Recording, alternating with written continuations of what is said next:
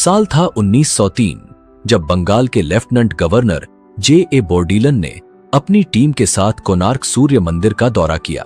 यह दौरा साधारण नहीं था क्योंकि उस समय उन्होंने मंदिर में कुछ ऐसा देखा जिसने उन्हें 800 साल पुराने इस भव्य मंदिर के सभी दरवाजे बंद करने और इसे रेत और बालू से भरने का आदेश देने पर मजबूर कर दिया।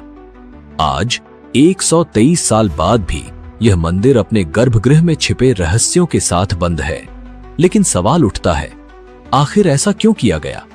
सोचने वाली बात यह है कि 800 साल पहले न तो सीमेंट की शोध हुई थी और न ही आधुनिक तकनीक की, तो उस दौर में कोणार्क सूर्य मंदिर का निर्माण कैसे हुआ? इस अद्भुत मंदिर में अत्याधुनिक आयरन लॉक सिस्टम का इस्तेमाल किया गया था जो इसकी संरचना को स्थिर बनाए रखता था। सबसे चौंकाने वाली बात यह है कि इस मंदिर के पहिए, जो सूर्य और चंद्रमा की गति से संचालित होते थे, एक प्राचीन समय यंत्र की तरह काम करते हैं और आज भी सटीक समय दिखाते हैं। लेकिन सबसे हैरान करने वाली बात यह थी कि भगवान सूर्य की मूर्ति हवा में बिना किसी आधार के लटकी रहती थी। यह चमत्कारिक तकनीक आज भी मॉडर्न इंजीनियरिंग और विज्ञान के लिए एक पहेली बनी हुई है। साथ ही मंदिर के शिखर पर लगा 52 टन का विशाल चुंबक, जो इस चमत्कार को संभव बनाता था, आखिर कहां से लाया गया था और अब वह कहां पर है? साल 2022 में भारत सरकार ने इस मंदिर से रेत हटाने और इसके गर्भगृह को खोलने की योजना बनाई, लेकिन आज तक यह काम पूरा नहीं हो सका। सवाल यह है, क्या गर्भगृह के अंदर कोई ऐसा रहस्य छिपा है जिसे दुनिया से छुपाकर रखा गया है? क्या हम कभी जान पाएंगे कि इस भव्य संरचना के अंदर क्या है? इन सभी रहस्यों, प्राचीन तकनीकों, अद्भुत इतिहास और विज्ञान से जुड़े तथ्यों को जानने के लिए इस डॉक्यूमेंट्री में हमारे साथ जुड़े रहिए, क्योंकि यह सिर्फ एक मंदिर की कहानी नहीं, बल्कि प्राचीन भारत के विज्ञान और कला का ऐसा अद्भुत प्रमाण है जो आपको चौंका देगा।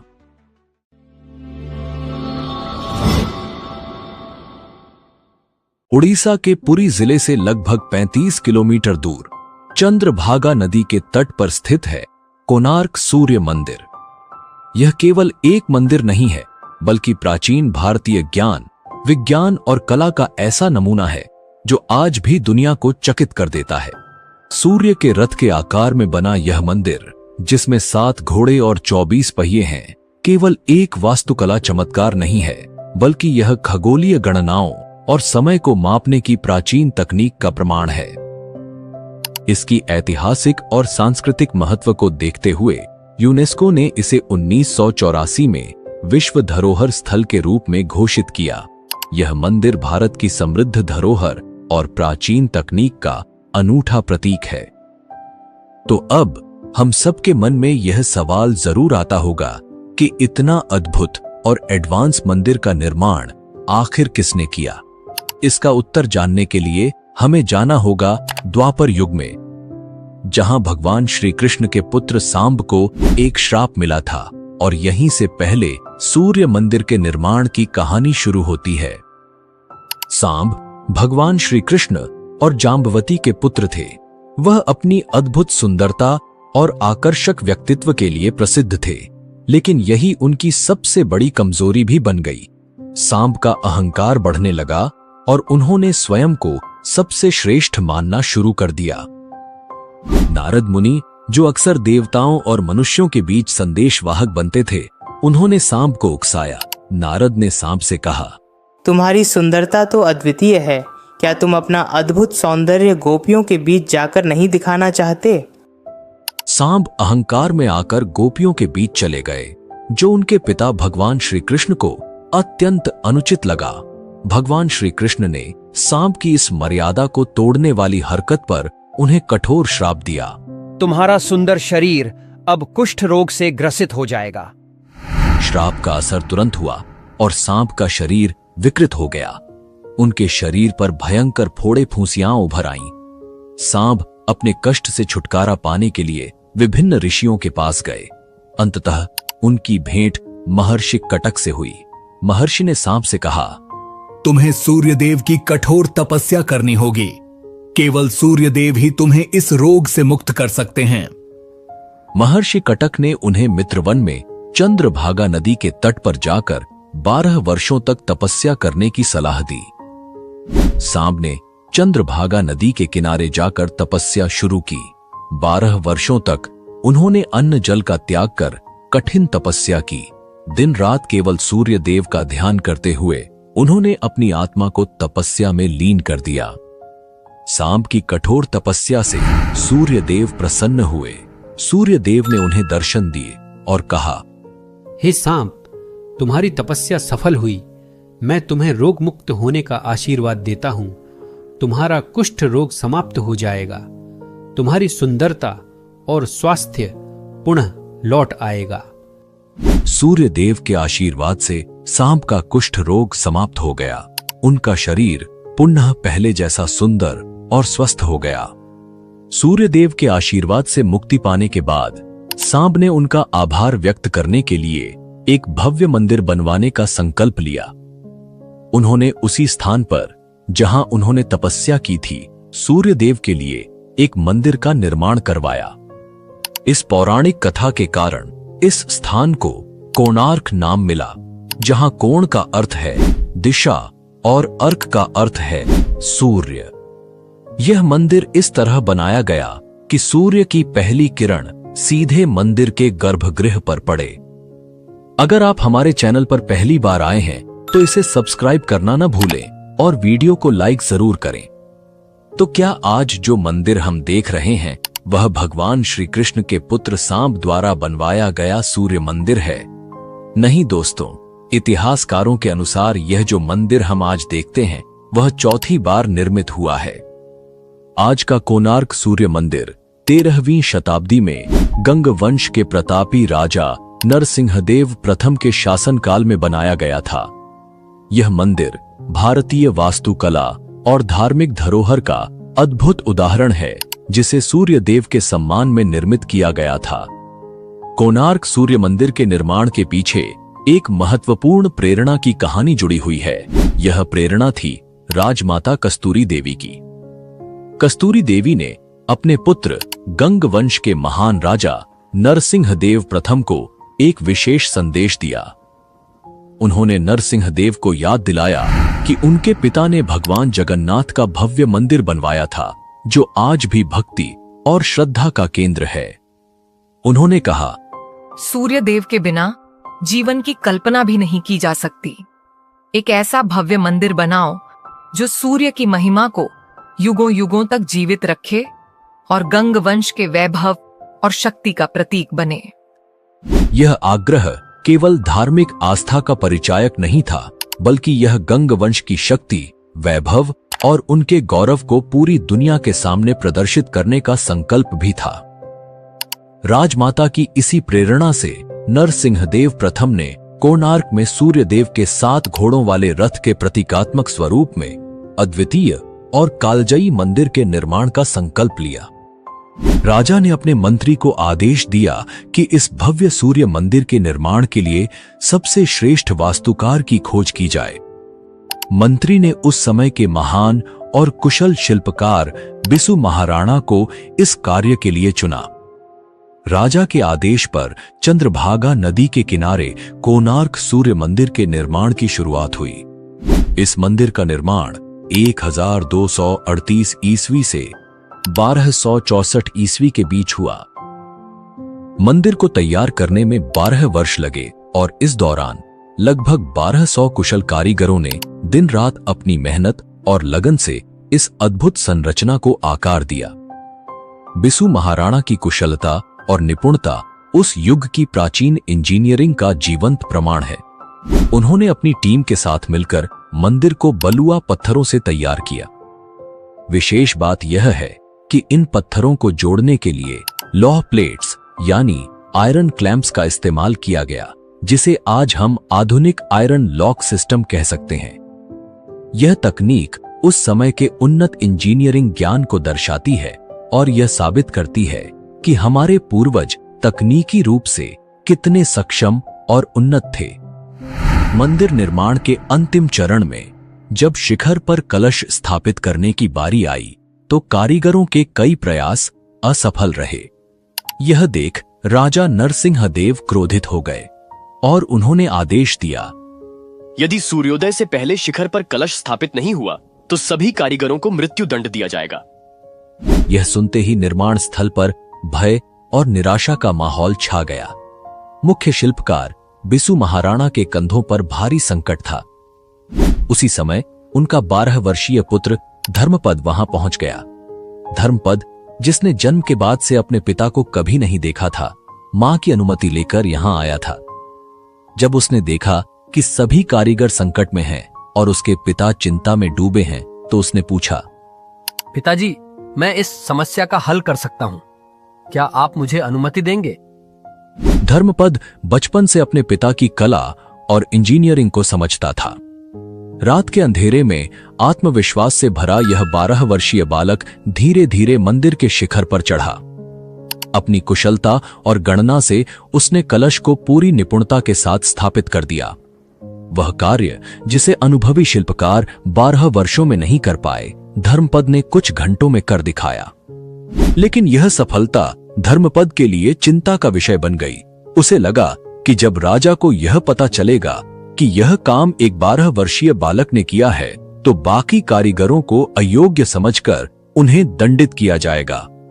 अपने पिता और कारीगरों की जान बचाने के लिए धर्मपद ने मंदिर के शिखर से चंद्रभागा नदी में छलांग लगा दी और अपने प्राणों की आहुति दे दी।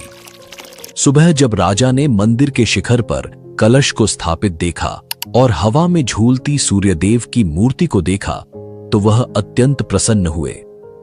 उन्होंने मंदिर के प्राण प्रतिष्ठा के लिए माघ शुक्ल सप्तमी का दिन तय किया। लेकिन जैसे ही मंदिर का प्राण प्रतिष्ठा संपन्न हुआ, कुछ रहस्यमयी घटनाएं होने लगी। सबसे पहले मंदिर के शिखर की एक विशाल मूर्ति नीचे गिर गई। फिर मंदिर के पत्थर खुद ब खुद गिरने लगे। राजा नरसिंहदेव को जब यह ज्ञात हुआ कि इस मंदिर के निर्माण का पहला दिन एक 12 वर्षीय बालक के बलिदान से शुरू हुआ था, तो उन्होंने इसे अशुभ मानते हुए मंदिर में पूजा अर्चना को रोक दिया। वर्षों तक यह भव्य मंदिर वीरान पड़ा रहा और धीरे धीरे इसके आसपास घने जंगल उग आए। कोणार्क सूर्य मंदिर के दरवाजे पिछले 123 साल से बंद हैं, पर सवाल उठता है कि आखिर इन दरवाजों को बंद किसने किया और क्यों किया। साल था 1903, जब भारत पर अंग्रेजों का शासन था। उस समय बंगाल के लेफ्टिनेंट गवर्नर J.A. बोर्डिलन ने इस ऐतिहासिक मंदिर का दौरा किया। उन्होंने मंदिर की स्थिति को देखकर महसूस किया कि यह भव्य संरचना जल्द ही पूरी तरह ढह सकती है। इसे बचाने के लिए उन्होंने एक अनोखा कदम उठाया। मंदिर के गर्भगृह को रेत से भरवा दिया और इसके सभी दरवाजों को बंद करवा दिया। गवर्नर का तर्क था कि रेत मंदिर के अंदरूनी हिस्से का भार संभाल लेगी, जिससे यह संरचना सुरक्षित रहेगी। उस समय यह कदम सही समझा गया, क्योंकि तकनीकी साधन बहुत सीमित थे। हालांकि यह फैसला कितना सही था, यह आज भी एक बहस का विषय है, लेकिन इतिहास में तो अंग्रेजों के लिए तारीफ ही लिखी गई है। अब सवाल यह उठता है कि देश की आजादी के बाद भी क्या किसी ने इस मंदिर के दरवाजों को खोलने की कोशिश नहीं की? इतने सालों में आधुनिक तकनीक के होते हुए भी क्यों कोई इस गर्भगृह में प्रवेश नहीं कर सका? लेकिन साल 2022 में आखिरकार आर्कियोलॉजिकल सर्वे ऑफ इंडिया द्वारा एक योजना बनाई गई। इस प्राचीन मंदिर के नवीनीकरण और इसके अंदर से रेत हटाने का काम शुरू किया गया। उम्मीद है कि जल्द ही भारत सरकार इस रेत को पूरी तरह निकालने और मंदिर के दरवाजों को हमेशा के लिए खोलने का काम पूरा करेगी। लेकिन फिलहाल जब आप इस मंदिर के दर्शन करने जाते हैं, तो आप केवल इसके बाहरी भाग की अद्भुत वास्तुकला और खूबसूरती को देख सकते हैं। गर्भगृह अभी भी आम जनता के लिए बंद है। अब हम बात करते हैं कोणार्क सूर्य मंदिर की अद्भुत वास्तुकला की। यह मंदिर अपनी भव्यता के साथ साथ अपनी उन्नत तकनीकों के लिए प्रसिद्ध है। मंदिर का 52 टन का विशाल चुंबक, जो पूरी संरचना को संतुलन देता था, और गर्भगृह में भगवान सूर्य देव की अष्टधातु की मूर्ति, जो हवा में तैरती थी, आज भी एक रहस्य है। इसके अलावा मंदिर के विशाल पहिए, जो सूर्यदेव के रथ का प्रतीक हैं, प्राकृतिक सूर्य घड़ी के रूप में काम करते हैं और आज भी सटीक समय बताते हैं। यह प्राचीन भारतीय इंजीनियरिंग और खगोल विज्ञान का अद्भुत उदाहरण है। आइए जानते हैं इन रहस्यों की गहराई को। कोणार्क सूर्य मंदिर का निर्माण इस तरह से किया गया था कि सूर्योदय की पहली किरण सीधे मंदिर के गर्भगृह में स्थित सूर्य देव की प्रतिमा पर पड़ती थी। यह अद्भुत रचना सूर्य की गति और पृथ्वी की परिक्रमा को ध्यान में रखकर की गई थी। मंदिर मुख्य रूप से बलुआ पत्थर और ग्रेनाइट से बना है, जो इसे प्राकृतिक आपदाओं के खिलाफ मजबूत बनाता था। दोस्तों, आपसे एक सवाल है, कोणार्क सूर्य मंदिर के अलावा क्या आप भारत के किसी और प्राचीन सूर्य मंदिर के बारे में जानते हैं? अगर जानते हैं तो उसका नाम और उसकी विशेषता कमेंट में जरूर लिखें, ताकि दूसरे लोग भी इस मंदिर के बारे में जान सकें। आपका योगदान सबके लिए ज्ञानवर्धक होगा। चलिए अब आगे बढ़ते हैं। कोणार्क सूर्य मंदिर को भगवान सूर्य के रथ के रूप में बनाया गया है, जो सूर्य देवता की गति और समय के चक्र का प्रतीक है। हिंदू वैदिक परंपरा में सूर्य को पूर्व में उगते हुए और 7 घोड़ों द्वारा खींचे गए रथ में आकाश में तेजी से यात्रा करते हुए दर्शाया गया है। यह रथ 7 घोड़ों द्वारा खींचा जा रहा है। ये घोड़े इंद्रधनुष के 7 रंगों का प्रतिनिधित्व करते हैं। हालांकि समय और आक्रमणों के कारण आज केवल एक घोड़े की मूर्ति शेष है। 7 घोड़े सप्ताह के 7 दिनों को दर्शाते हैं। यह बात खगोलविद अस्वीकार करते हैं, क्योंकि सप्ताह के 7 दिनों का सूर्य से कोई संबंध नहीं है। तो फिर सवाल उठता है कि सूर्य देवता का यह रथ 7 घोड़ों द्वारा ही क्यों खींचा जाता है? अगर आप कोणार्क के स्थानीय बुजुर्गों से बात करें तो वे एक दिलचस्प जानकारी साझा करते हैं। उनका कहना है कि हर एक घोड़े को इंद्रधनुष के अलग अलग रंगों की तरह रंगा गया था। जैसा कि हम जानते हैं, महान वैज्ञानिक आइजैक न्यूटन ने 1666 में खोज की थी कि सूर्य की रोशनी सफेद नहीं होती, बल्कि यह 7 रंगों से बनी होती है। लेकिन यह मंदिर तो न्यूटन के सिद्धांत से 400 साल पहले ही बनाया गया था। तो प्राचीन निर्माणकर्ताओं को यह कैसे पता चला कि सूर्य की किरणें वास्तव में 7 रंगों से बनी होती हैं? और सबसे महत्वपूर्ण बात, इतिहासकारों ने इस अद्भुत जानकारी को अपनी किताबों में क्यों नहीं लिखा? एक बात तो तय है कि जितनी भी वैज्ञानिक खोजें हुई हैं, उनमें से अधिकांश का मूल प्राचीन भारत में कहीं न कहीं छुपा है। मंदिर में 12 जोड़ी पहिए हैं, जो साल के 12 महीनों को दर्शाते हैं। हर पहिए में 8 तीलियां होती हैं और हर 2 तीलियों के बीच का समय अंतराल 3 घंटे का होता है।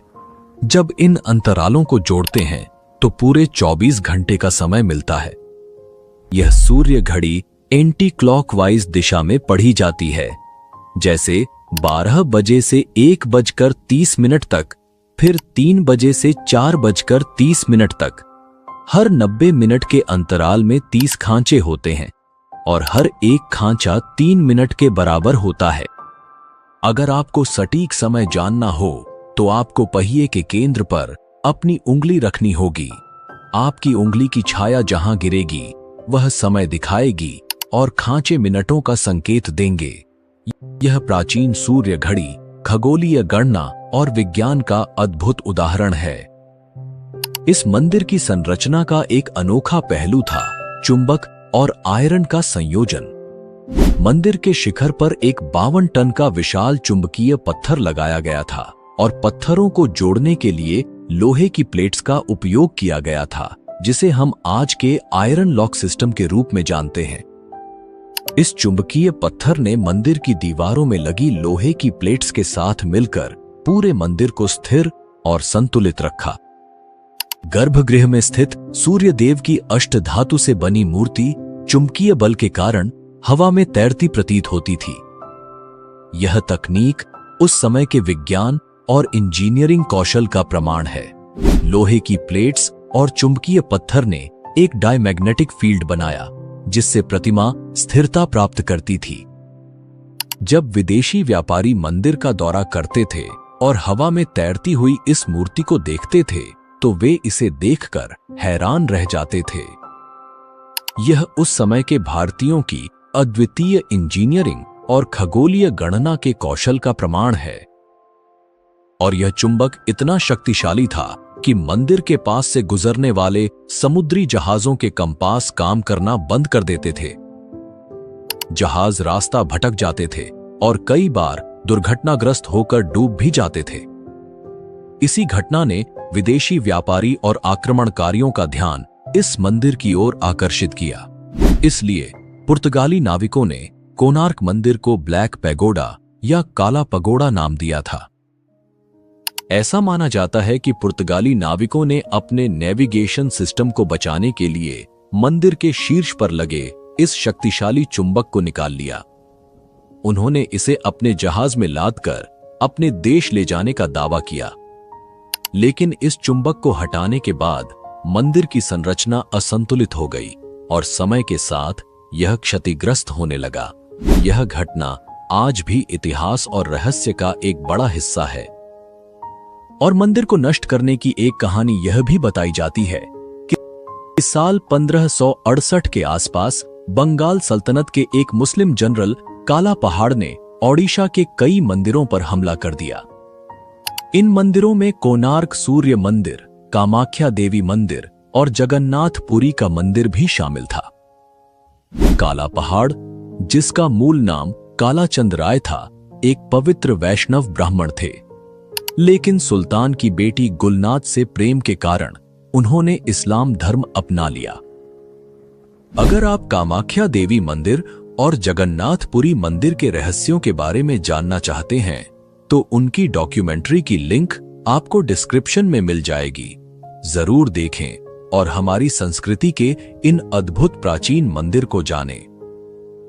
मदालापंजी ग्रंथ के अनुसार काला पहाड़ जब कोणार्क मंदिर के अंदर गया तो उसने भगवान सूर्यदेव की विशाल मूर्ति को हवा में तैरते हुए देखा और दंग रह गया। इसके बाद उसने अपनी सेना के साथ मंदिर की दीवारों और मुख्य संरचना पर हमला किया। काला पहाड़ मंदिर के शीर्ष पर लगे 52 टन भारी चुंबक को हटाने में सफल हुआ। चुंबक हटाते ही 227 फीट ऊंचा यह भव्य मंदिर पत्थरों के ढेर में बदल गया और 1568 में ओडिशा पूरी तरह मुस्लिम शासन के अधीन आ गया और हिंदू मंदिरों को लगातार तोड़ने के प्रयास किए गए। इसी समय कोणार्क के सूर्य मंदिर के पुजारियों ने सूर्य देवता की मूर्ति को हटाकर रेत में छिपा दिया। बाद में यह मूर्ति पूरी भेजी गई और वहां जगन्नाथ मंदिर के प्रांगण में स्थित इंद्र मंदिर में स्थापित की गई। हालांकि कुछ का मानना है कि नई दिल्ली के राष्ट्रीय संग्रहालय में जो सूर्य देव की मूर्ति रखी है वही कोणार्क सूर्य मंदिर की मुख्य मूर्ति है। इस रहस्य पर आज भी चर्चा जारी है। चीनी विद्वान हुएन त्सांग के अनुसार 7वीं सदी ईस्वी में कोणार्क में कई ऊंची और भव्य इमारतें थीं। यह स्थान विभिन्न धर्मों और संप्रदायों के लोगों का संगम था, जहां हिंदू, बौद्ध और अन्य धर्मों के अमीर और समझदार लोग मिलजुल कर रहते थे। वहीं दूसरी सदी ईस्वी में ग्रीक भूगोल वेत्ता क्लॉडियस टॉलेमी ने कोणार्क का उल्लेख कन्नागर के नाम से किया है, जो उस समय एक प्रसिद्ध समुद्री बंदरगाह था। भारतीय ग्रंथों में इसे कायनापारा के नाम से भी जाना जाता है, जो प्राचीन काल से व्यापार का एक महत्वपूर्ण केंद्र रहा है। शुरुआत में कुछ इतिहासकारों का मानना था कि कोणार्क सूर्य मंदिर कभी पूरा नहीं हुआ और निर्माण के दौरान ही ढह गया। लेकिन 1384 ईस्वी के नरसिंह चतुर्थ के शासनकाल से जुड़े केंडुली ताम्रपत्र शिलालेख इस धारणा को खारिज करते हैं। यह शिलालेख स्पष्ट रूप से संकेत देता है कि मंदिर न केवल पूरा हुआ था, बल्कि यह पूजा का एक सक्रिय स्थल था। अबुल फजल, जो सम्राट अकबर के दरबार के एक प्रमुख इतिहासकार थे, उन्होंने 1580 ईस्वी में ओडिशा का दौरा किया और अपनी पुस्तक आईने ए अकबरी में लिखा कि कोणार्क का मंदिर नरसिंह देव द्वारा बनाया गया था। खास बात यह है कि अबुल फजल ने अपनी रचना में कोणार्क मंदिर की खंडहर स्थिति का कोई उल्लेख नहीं किया। इससे यह निष्कर्ष निकाला जा सकता है कि 1580 ईस्वी में मंदिर अच्छी स्थिति में था। थॉमस डोनाल्डसन के शोध के अनुसार 17वीं शताब्दी के प्रारंभिक ग्रंथों में मिले विभिन्न सर्वेक्षणों और मरम्मत के अभिलेख यह संकेत देते हैं कि कोणार्क सूर्य मंदिर को मुख्य क्षति 16वीं शताब्दी के अंत और 17वीं शताब्दी की शुरुआत के बीच हुई थी। इन अभिलेखों से यह भी स्पष्ट होता है कि 17वीं शताब्दी के आरंभ में मंदिर अब भी पूजा का एक सक्रिय स्थल बना हुआ था। 18वीं शताब्दी के उत्तरार्ध में कोणार्क सूर्य मंदिर से अरुणा स्तंभ को हटाया गया। मराठा ब्रह्मचारी गोस्वामी ने इस स्तंभ को पुरी के जगन्नाथ मंदिर के सिंहद्वार पर स्थापित किया। यह स्तंभ आज भी वहां मौजूद है और कोणार्क से पुरी के इस ऐतिहासिक जुड़ाव का प्रतीक है। अगर हम आज के मंदिरों को देखें तो पता चलता है कि वे केवल आस्था और व्यापार का जरिया बन गए हैं। सभी देवताओं की मूर्तियां दर्शनार्थियों की सुविधा के हिसाब से लगाई जाती हैं और प्रत्येक मूर्ति के पास एक दान पात्र रखा जाता है ताकि श्रद्धालु कुछ पैसे डाल सकें। लेकिन अगर आप 500 से 600 साल पुराने मंदिरों को देखेंगे तो इन दोनों के बीच एक बड़ा अंतर नजर आएगा। कोणार्क जैसे मंदिर किसी आस्था के लिए नहीं बनाए गए थे। ये तो एक इंसाइक्लोपीडिया, म्यूजियम या विश्वविद्यालय के समान थे, जिन्हें लोगों को शिक्षित करने के उद्देश्य से बनाया गया था। इसलिए कोणार्क मंदिर को केवल हिंदू मंदिर कहना उचित नहीं होगा, क्योंकि यहां हर धर्म के लोग आकर कुछ न कुछ सीख सकते थे। तो दोस्तों, यह थी कोणार्क सूर्य मंदिर की कहानी, इसके इतिहास, रहस्य और प्राचीन भारत की उन्नत तकनीक पर आधारित डॉक्यूमेंट्री। अगर आप वीडियो को लाइक, कमेंट और सब्सक्राइब नहीं करते तो भी चलेगा, लेकिन इसे अपने दोस्तों और रिश्तेदारों के साथ जरूर शेयर करें ताकि वे भी हमारी प्राचीन भारत की तकनीक और विज्ञान के बारे में जान सकें। जल्द ही मिलते हैं एक और नई डॉक्यूमेंट्री के साथ। तब तक के लिए धन्यवाद। जय हिंद, जय भारत।